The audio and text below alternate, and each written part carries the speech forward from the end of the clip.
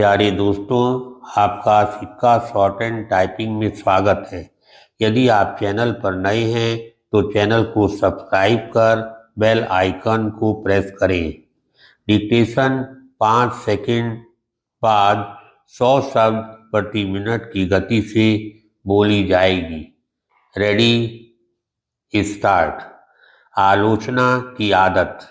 इस पर आश्चर्य नहीं कि पश्चिम एशिया संकट पर बुलाई गई सर्वदलीय बैठक के बाद भी विपक्ष और विशेष रूप से कांग्रेस को यही दिख रहा है कि अमेरिका, इजराइल एवं ईरान के बीच छिड़े युद्ध पर भारत सरकार की कूटनीति विफल है।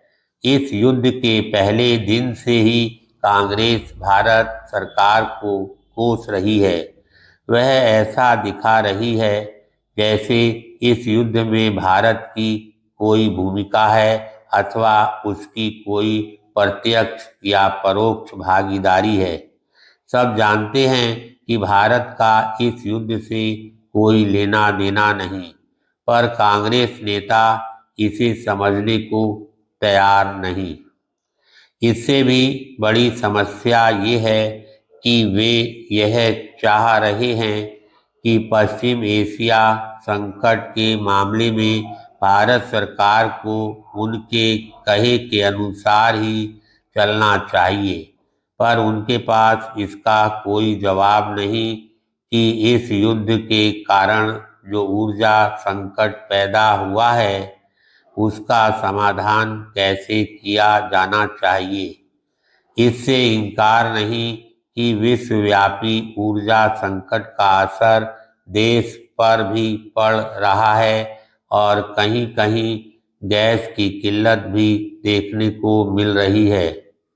लेकिन भारत के मुकाबले कई देशों की स्थिति कहीं अधिक गंभीर है।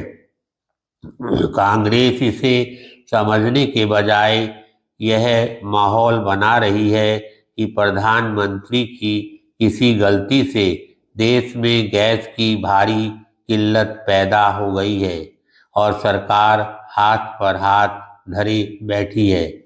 यह केवल घोर नकारात्मकता ही नहीं, किसी भी मसले और यहाँ तक कि विदेश नीति पर भी एकजुटता का परिचय ना देने की जिद ही है। पैराग्राफ।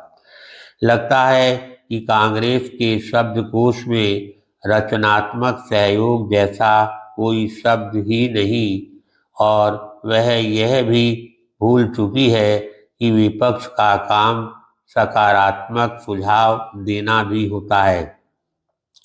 कांग्रेस यह देखने को तैयार नहीं कि भारत सरकार ऊर्जा संकट को गहराने ना देने के लिए भरसक प्रयत्न कर रही है और अब कहीं अधिक देशों से तेल और गैस खरीद के सौदे कर रही है।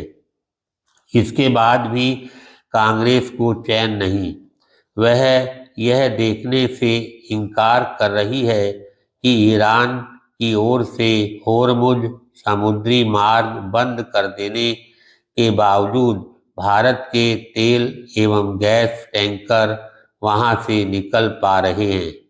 यह सही है कि होर्मुज से उनकी निकासी सुगम नहीं, लेकिन क्या यह भारतीय कूटनीति की जीत नहीं कि ईरान भारत को मित्र देश कहकर उसके जहाज़ों को निकलने दे रहा है। कांग्रेस को यह भी बुरा लग गया कि अमेरिका और ईरान के बीच पाकिस्तान की कथित मध्यस्थता को लेकर विदेश मंत्री जयशंकर ने यह कह दिया कि भारत पाकिस्तान की तरह दलाल देश नहीं।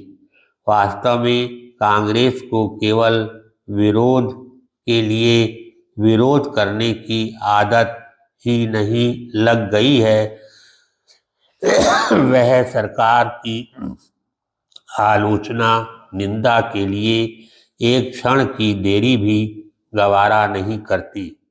उसके प्रवक्ता ने यह जाने समझे बिना पाकिस्तान को फायदे में बता दिया कि वह मध्यस्थता करने के बजाय संदेशों का आदान प्रदान कर रहा है। धन्यवाद।